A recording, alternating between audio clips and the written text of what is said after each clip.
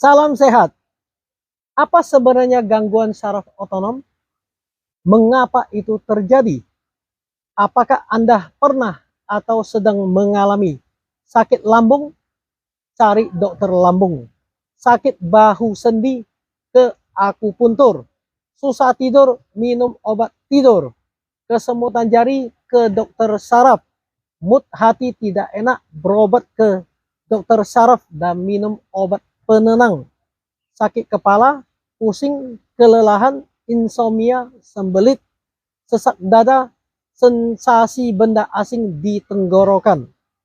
Gejala yang mungkin ditimbulkan oleh gangguan sistem saraf otonom juga sangat beragam, termasuk tekanan darah, gula darah, pernafasan, detak jantung yang tidak stabil, fungsi pencernaan, buang air besar dan buang air kecil dapat terpengaruhi. Selain itu, meskipun tidak seperti kanker, penyakit jantung, stroke, dan penyakit serius lainnya yang dapat menyebabkan krisis yang fatal, gejala gangguan saraf otonom tidak terlalu besar atau terlalu kecil, dan banyak orang menderita masalah kecil sudah terbiasa saja. Gejala yang disebabkan oleh gangguan sistem saraf otonom adalah salah satu masalah yang paling umum terjadi di seluruh tubuh, mungkin menjadi satu, yaitu dari gejala gangguan sistem saraf otonom. Juga karena sebagian besar gejala ketidaknyamanan dianggap ringan dan dapat ditoleransi. Bahkan jika banyak orang terganggu oleh gangguan saraf otonom dan mereka tidak mengetahuinya. Proporsi orang modern yang menderita gangguan saraf otonom tidak rendah. Menurut buku yang ditulis oleh Dr. Ko Yu Xiang, seorang dokter saraf otonom terkenal, jika laporan statistik di Amerika Serikat menunjukkan bahwa tingkat prevalensi saraf otonom gangguan 4%, diperkirakan sekitar 920.000 orang di Taiwan akan menderita gangguan saraf otonom. Gangguan saraf otonom menderita. Bagaimana cara meningkatkan sistem saraf otonom? Dari diet yang benar, olahraga, dan pernapasan. Ini akan menjadi subjek yang perlu dipelajari oleh orang-orang modern yang di bawah tekanan. Untuk memahami gejala gangguan sistem saraf otonom, hal pertama yang harus diketahui adalah bahwa gangguan sistem saraf otonom adalah sistem saraf yang terhubung ke beberapa fungsi visceral. Oleh karena itu, jika Anda menduga bahwa Anda memiliki gangguan saraf otonom, Anda mungkin ingin melakukan pemeriksaan diri sederhana dengan mengacu pada daftar gejala. Menurut klinik Cleveland di Amerika Serikat, disautonomia mengacu pada gejala yang disebabkan oleh masalah dengan sistem saraf otonom. Sistem saraf otonom mengontrol aktivitas fisik yang tidak disengaja, seperti detak jantung yang tidak stabil, pernafasan, pencernaan, dan lain-lain. Ketika sistem saraf otonom tidak berfungsi dengan baik, dapat menyebabkan jantung, tekanan darah, pernafasan, buang air kecil yang terlalu sering, dan masalah lainnya. Sistem saraf manusia dapat dibagi menjadi sistem saraf pusat dan sistem saraf tepi. Sistem saraf pusat terutama otak dan sumsum tulang belakang. Sedangkan sistem saraf tepi terdiri dari 12 pasang saraf kranial dan 31 pasang saraf tulang belakang yang berasal dari batang otak. Ada 3 jenis saraf otonom yang bebas mengontrol gerakan. Sistem saraf otonom terutama terkait dengan organ internal, sehingga ruang lingkup kontrol meliputi pembuluh darah, lambung, usus, hati, ginjal, kandung kemih, paru-paru, jantung, dan organ lainnya, serta aktivitas pupil, sekresi keringat, air liur, pencernaan, dan fungsi lainnya. Saraf otonom dapat dibagi lagi menjadi saraf simpatik dan saraf parasimpatis. yang kadang-kadang memiliki efek berlawanan pada organ yang sama.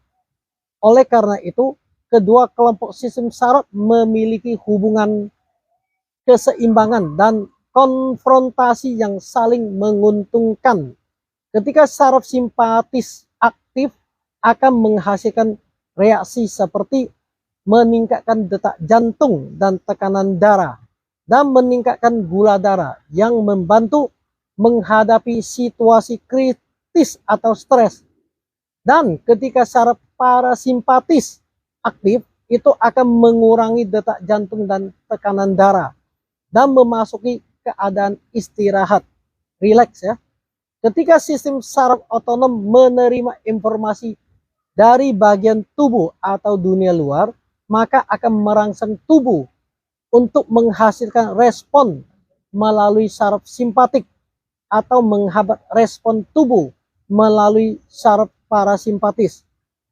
Menurut data QA dari Association of Autonomic Nerve Disorders, jika gangguan saraf otonom dibiarkan saja atau berpikir bahwa akan baik-baik saja untuk sementara waktu, atau Anda bisa menyesuaikannya sendiri, gejala insomnia dan sering buang air kecil yang wabah hidup Anda akan terus berlanjut. Yang selanjutnya akan mempengaruhi fungsi organ dan berbahaya bagi tubuh dan pikiran. Sistem saraf otonom yang tidak seimbang sebenarnya perlu melengkapi neurotransmitter yang diperlukan melalui pengobatan dan mungkin juga mengembalikan keseimbangan. Saya kasih contoh, misalkan saya pegang ini handphone karena otak saya memerintahnya. Itu namanya saraf simpatik. Kalau saya pegang detak jantung dan memerintahkan detak jantung itu jangan terlalu cepat, ini tidak bisa dikontrol oleh otak. Ya, jadi bedanya saraf simpatis dan parasimpatis itu sudah terjadi otonom. Otonom itu mereka sudah tidak diatur oleh otak, ya. Dan kalau saraf parasimpatik ini adalah saraf yang mampu menerima tekanan. Bila terlalu sering dipakai, dia akan kelelahan dan dia akan tidak peduli. Misalkan saraf simpatik adalah pilot dan saraf parasimpatik adalah wakil pilot. Saat wakil pilot, yaitu saraf simpatis, sedang bekerja menggantikan pilot, ya, dia udah terlalu capek, dia akan tidur dan dia membiarkan itu pesawat terbang dengan sendirinya. Ya, jadi perbedaan saraf simpatik dan parasimpatis demikian. Ya, dokter mana yang harus saya temui jika saya curiga saya memiliki gangguan otonom? Karena gejala gangguan saraf otonom mungkin berbeda untuk setiap orang. Menurut Dr. Kuo Yu Xiang dan Asosiasi Gangguan Kardiologi, THT, dan lain-lain, dan spesialis gastroenterologi yang sesuai untuk mendaftarkan gejalanya yang mengganggu Anda. Jika Anda terlalu banyak gejala, atau jika terjadi terus-menerus atau berulang dari waktu ke waktu, Anda juga dapat mencari divisi rawat jalan spesialis untuk gangguan saraf otonom atau mencari bantuan neurologi, psikologi, psikiatri, dan lainnya. Divisi untuk diagnosis atau pengujian lebih lanjut. Yang paling penting adalah menemukan dokter yang dapat mengkomunikasikan gejala Anda sehingga pengobatan penyakitnya dapat membantu. Dalam bukunya The Doctor Say You Are Not Sick at All, It's Just Automatic Nerve Disorder, Wang Qianyu mengemukakan bahwa penyebab meningkatnya gangguan saraf otonom pada orang modern tidak terlepas dari kesibukan dan stres. Pergi ke rapat sama dengan membakar tubuh Anda secara berlebihan. Selain itu, banyak orang akan melakukan aktivitas yang melanggar naluri tubuh, seperti begadang, makan, diet yang salah, menahan buang air kecil, dan lain-lain yang melanggar insting pengaturan tubuh dan akan mempengaruhi keseimbangan sistem saraf otonom. Saraf otonom itu seperti karet gelang. Ketika terlalu banyak tekanan, karet gelang akan menjadi kencang dan akan kehilangan elastisitasnya setelah waktu yang lama, yang merupakan gangguan sistem saraf otonom. Selain faktor lingkungan, penyebab ketegangan tersebut adalah karena kepribadian sendiri, mudah tegang, sering menekan emosi atau memiliki tuntutan yang tinggi pada diri sendiri. Terlalu perfeksionis juga tidak baik, ya. Terlalu menuntut perfect kesempurnaan dari diri sendiri atau lingkungan sekitar, atau menanggung terlalu banyak tekanan dan harapan dalam waktu yang lama, yang berhubungan dengan stres lebih cenderung menyebabkan gangguan sistem saraf otonom. Di sisi lain, bukan hanya terlalu sibuk yang dapat menyebabkan gangguan saraf otonom, karena tekanan mental beberapa orang sebenarnya berasal dari terlalu sibuk. Dr. Kwok menjelaskan bahwa hilangnya tujuan hidup atau fokus hidup secara tiba-tiba juga dapat menyebabkan potensi stres mental, juga dapat ketidakkeseimbangan sistem saraf otonom dalam jangka panjang. Ada juga jenis gangguan saraf otonom yang berasal dari fakta bahwa tubuh itu sendiri rentan terhadap gangguan saraf otonom. Sehingga meskipun toleransi stres normal, saraf otonom itu sendiri mungkin masih berfungsi secara tidak normal. Dr. Kwok menunjukkan bahwa pasien seperti itu tidak umum, tetapi mereka dapat ditingkatkan dengan menyesuaikan fungsi saraf otonom melalui pelatihan pernafasan, yoga, dan metode lainnya. Selain itu, kerja saraf otonom sendiri memiliki ritme. Jika jam sirkadian normal sering rusak, mudah menyebabkan saraf otonom menjadi tidak seimbang. Sebagai salah satu sistem pengatur dalam tubuh manusia, saraf otonom adalah juga dipengaruhi oleh fungsi lain dalam tubuh, seperti endokrin, gangguan menopause, dan lain-lain. Jika Anda ingin memperbaiki masalah sistem saraf otonom, diet yang benar juga dapat merupakan membantu. Dr. Go, seorang dokter gangguan saraf otonom, menyebutkan, memperbaiki gangguan otonom jika Anda tidak ingin sakit. Untuk menjaga kesehatan sistem saraf otonom, Anda dapat memulai dari dua aspek, antioksidan dan stres.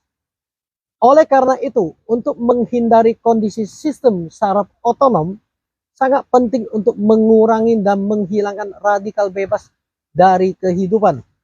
Pertama-tama, perlu untuk menghindari peningkatan radikal bebas di lingkungan eksternal seperti merokok, minum alkohol, pencemaran lingkungan, paparan sinar ultraviolet berlebihan, atau radiasi sedang adalah sesuatu yang harus dihindari. Oleh karena itu, meningkatkan asupan makanan yang kaya akan berbagai nutrisi dalam kehidupan sehari-hari, membantu antioksidan tubuh, termasuk sayuran hijau tua, telur, biji-bijian, kacang-kacangan, dan lain-lain, sangat membantu untuk menjaga keseimbangan sistem saraf otonom. Dr. Ari Gizi Lin Li Chen menulis sebuah artikel untuk berbagi bahwa buah-buahan dan sayuran yang kaya serat dan fitokimia dapat membantu melawan peradangan, dan makanan seperti biji-bijian, telur, dan daging yang kaya vitamin B kompleks juga bermanfaat. Sedangkan untuk stres yang berhubungan dengan gangguan sistem saraf otonom, diet yang benar juga dapat membantu meredakan stres. Dr. Kwong menunjukkan bahwa beberapa nutrisi terkait dengan neurotransmitter dalam tubuh manusia. Jadi, setelah pencernaan dan penyerapan juga membantu menstabilkan emosi dan relaksasi. Nutrisi dan sumber makanan tersebut termasuk vitamin B, vitamin C, tritofan, tirosin, kalsium, magnesium, seng, lecithin, omega 3, dan lain-lain. Dr. Kwong merekomendasikan 10 makanan bahagia termasuk biji, teratai, kacang tanah, keju, kenari, pisang, kedelai, tahu, kacang merah, telur, dan jeruk, dan pisang, dan coklat. Selain antioksidasi dan pereda stres, untuk menjaga keseimbangan syaraf sistem otonom, juga perlu memperhatikan kekebalan tubuh dan menghindari peningkatan beban pada tubuh. Dr. Kwok menjelaskan bahwa imunitas berkait dengan stabilitas sistem saraf otonom, sehingga imunitas tubuh yang optimal dapat dipertahankan dengan mengkonsumsi berbagai vitamin, protein, mineral, karotenoid, dan nutrisi lainnya. Dalam hal mengurangi beban tubuh, jangan terlalu banyak makan makanan yang tidak sehat dan obat-obatan. Kemungkinan efek samping juga akan meningkatkan beban hati dan pemrosesan ginjal. Kafein, nikotin akan merangsang saraf simpatik. Permen dan garam masing-masing akan meningkatkan beban kerja hati, pankreas, dan ginjal. Ahli gizi lain juga menunjukkan bahwa untuk mengurangi situasi gangguan sistem saraf otonom, Anda juga harus menghindari makan makanan yang menyebabkan stres pada tubuh, termasuk permen, gorengan, alkohol, teh, dan kopi yang terlalu kuat, termasuk makanan kaleng dan kopi yang kental, makanan tinggi sodium, termasuk acar ya. Orang modern memperhatikan kesehatan fisik. Selain diet yang benar, pentingnya olahraga secara bertahap ditekankan. Misalnya, jalan kaki, jogging, mendaki gunung, basket, bulu tangkis, golf, tinju. Semua jenis olahraga memiliki penggemarnya. Namun bagi penderita gangguan sistem saraf otonom, bagaimana olahraga yang bermanfaat untuk tubuh? Dr. Ko menjelaskan bahwa olahraga baik untuk tubuh dan pikiran. Secara fisiologis, otak akan menghasilkan endorfin setelah berolahraga, yang dapat menghasilkan rasa senang.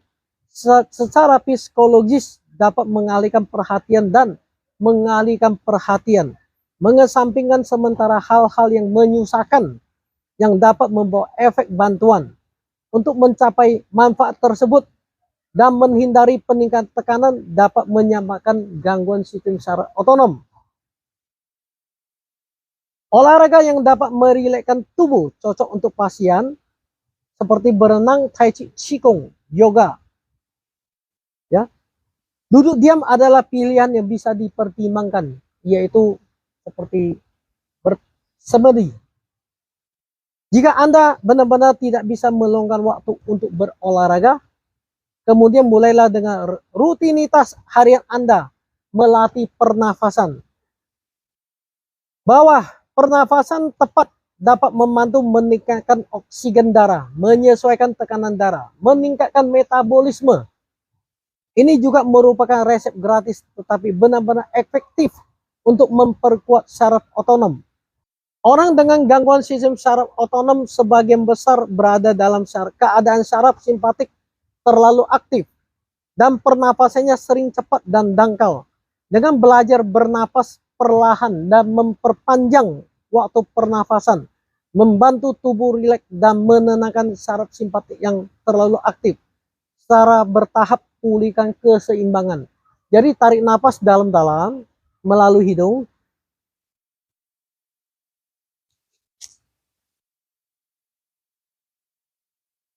Buang nafas, keluarkan nafas secara pelan-pelan juga. Jadi waktu tarik pernapasan perut diperbesar. perut itu diperbesar, ya. Dan waktu buang nafas itu perut itu sampai kempes. Lakukan berulang-ulang kali. Pernapasan yang benar untuk pasien gangguan otonom, perut dihisap sampai besar, sampai gembung, dan waktu buang sampai kempes, ya. Jangan dikeluarkan melalui mulut, tetapi melalui hidung. Postur tubuh, punggung harus lurus, bahu yang kaku harus rileks dan melengkung. Dada harus terangkat secara alami, dan dagu serta perut bagian bawah harus berkontraksi secara alami. Santai, jangan terlalu fokus pada jumlah detik yang tepat untuk bernapas pada awalnya. Rilekskan kepala dan fokus pada pernapasan Anda. Jadi jangan menghitung waktu berapa lama, tidak perlu, ya. Pernapasan perut, Anda bisa berbaring dulu, meletakkan tangan di perut, merasakan tangan atau buku, ya, kalau perlu bawa buku. Jadi rasakan tangan atau buku itu naik saat Anda menarik nafas dan tenggelam, kempes saat Anda mengeluarkan nafas. Tarik nafas dan buang nafas masing-masing sekitar 5 detik. Setiap hari berlatihlah selama 5 hingga 15 menit di pagi dan sore atau malam hari jika tidak bisa tidur. Buang napas perlahan. Saat menghembuskan napas, saraf parasimpatik lebih aktif. Saraf simpatik lebih aktif akan membuat Anda lebih tenang, lebih rileks. Dan gelombang otak akan berubah menjadi keadaan yang lebih rileks, dan kelebihan karbon dioksida juga dapat dihilangkan. Sakit bahu dan leher, ketidaknyamanan gas, gastrointestinal, sakit kepala, ya. Bagi pasien gangguan sistem saraf otonom, minum obat mungkin bukan solusi yang terbaik. Seorang ilustrator Jepang, Sakida Mina, pernah menerbitkan sebuah buku untuk berbagi pengalamannya. Awalnya karena surut dalam hidupnya, dia tenggelam dalam depresi, kelemahan, sakit kepala, dan gejala lain dari gangguan saraf otonom. Dia pernah juga perlu mencari bantuan dari divisi saraf untuk mengendalikan penyakitnya. Dia harus terus minum obat, tetapi dia rutin mengikuti kelas yoga dan terus melakukan latihan sederhana di rumah. Setelah itu, karena mempelajari kontrol pernapasan yang benar, dia mengalami semua jenis gejala ketidaknyamanan telah membaik. Jadi apa yang dia serangan gangguan saraf otonom selama 8 tahun, jadi sembuh dan berhenti obat, ya. Sakida Mina juga menggambar pengalaman ini dan latihan yoganya yang biasa menjadi sebuah komik. Diserialkan dan dibagikan di internet. Dan setelah buku itu dirakit, buku itu terjual lebih dari 350.000 eksemplar di Jepang. Psikolog konsultan kedokteran pencegahan Kang Liao pernah mencontohkan bahwa gangguan sistem saraf otonom sering dianggap berkaitan dengan stres. Stres bisa membuat tubuh manusia sering dalam keadaan tegang dan lupa istirahat. Throttle yang menjaga energi kinetik juga akan gagal, mempengaruhi kesehatan fisik dan mental. Dalam hal ini mungkin lebih penting untuk menghilangkan sumber stres dari kehidupan daripada minum obat penghilang rasa sakit untuk meratakan berbagai gejala fisik. Liao, seorang psikolog, menyarankan bahwa diet seimbang dan fokus pada makan, membudayakan kebiasaan olahraga, tidur yang baik, dan istirahat sejenak setiap hari dapat membantu menjaga sistem saraf otonom. Jangan lupa subscribe dan share agar teman-teman lain juga dapat informasi yang benar dan akurat. Terima kasih.